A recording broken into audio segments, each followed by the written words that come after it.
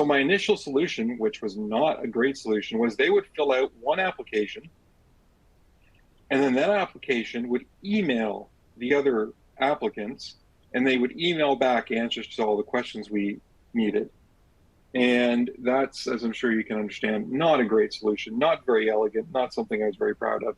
But then we got workflow, and I thought, well, this might be a great way to solve this problem.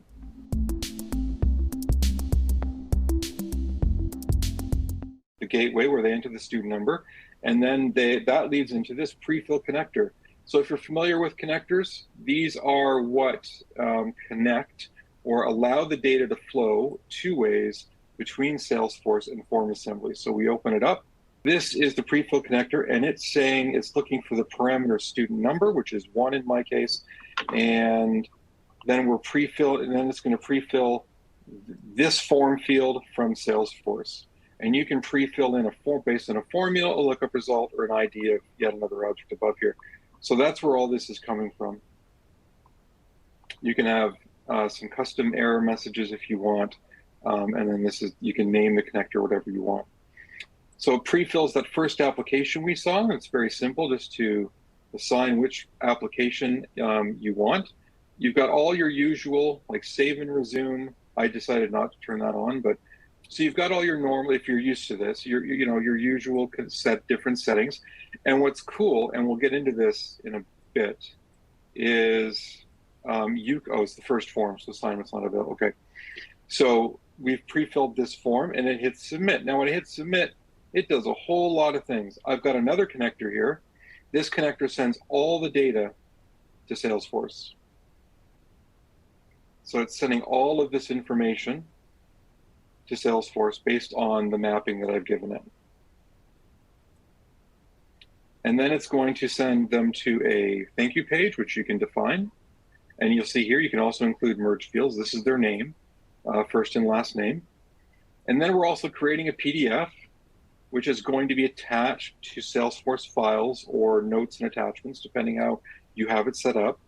Then we're going to email student development, the department, and let them know that they have an application ready. But they know that this form is just one part of an application. I'll show you how they know when the application is actually finished. And then we're going to send an email to the applicant. Again, you've got merge fields here. Okay, and it's grabbing these from step 1, which is the very first form we had. And then we're going to move on to the next person. So they filled in 2 or 3 of their co-residents, co-applicants. And so now we have this other form. And this is where we get into the assignment. So we can assign this form to the previous form respondent, so the same person that's already filling it out. We can assign it to a hard-coded email address. So if you were going to assign this, say, internally to a department, say student financial help at school.com, you could just fill that in there. Or we're assigning it dynamically with a form field.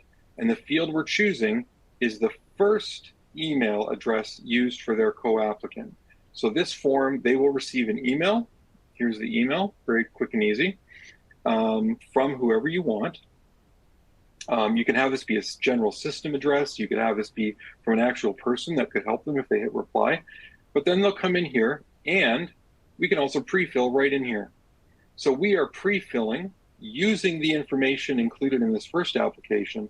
We are pre-filling in their name and their email, and also the email of the primary applicant.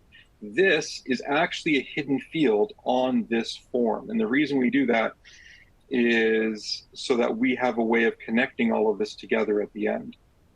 So again, we connect it, we send it to Salesforce, we redirect it to another page, we create another PDF, again, the same notification emails, and then we're on to the next application. So this keeps going on and on until we've gotten through all the different stages. Now, down here we have this conditional node. The conditional node is here because you may remember we had a 4th email slot, and that 4th email slot may or may not be required. So we need to make sure that we don't just, because if you stop the process, if we had a continued linear process and it was like, well, I'm waiting for another email, it would just stop. So we need to have this conditional set. So we have this very simple setup for, is there a fourth email present? Yes or no. And in this case, I'm saying, is the preferred email field not blank? So it doesn't equal blank. And if it's not blank, then we go down the same page.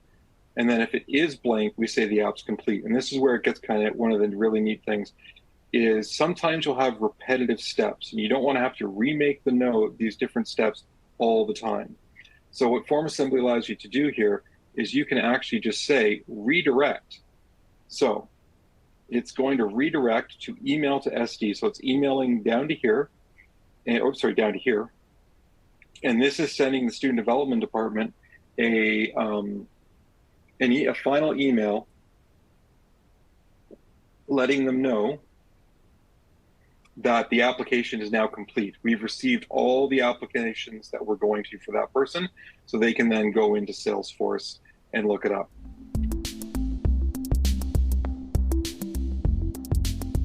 Now you might be thinking, okay, because if you're starting this from scratch, a new workflow, you're probably, is my guess, like me, going to be using existing forms. You're not going to be building this completely from scratch. And you think, well, do I have to rebuild all of my connectors from scratch? Because as you might know, connectors can get quite complex. Well, the good news is you don't have to. So I'll just show you here. Let's say we add a new form. Here's a little tip that I use is I used a way of organizing my forms like this: step, step, step, step, step, step. Step 1, step 2, step 1.1 because I forgot a step and I didn't want to renumber everything. But if we do, say, another supplement, they will then give you the option of importing all of the connectors you already have. So I could just say I want to do the on submit. You could do the, but we'll just do the on submit one. And there you go. It's right here.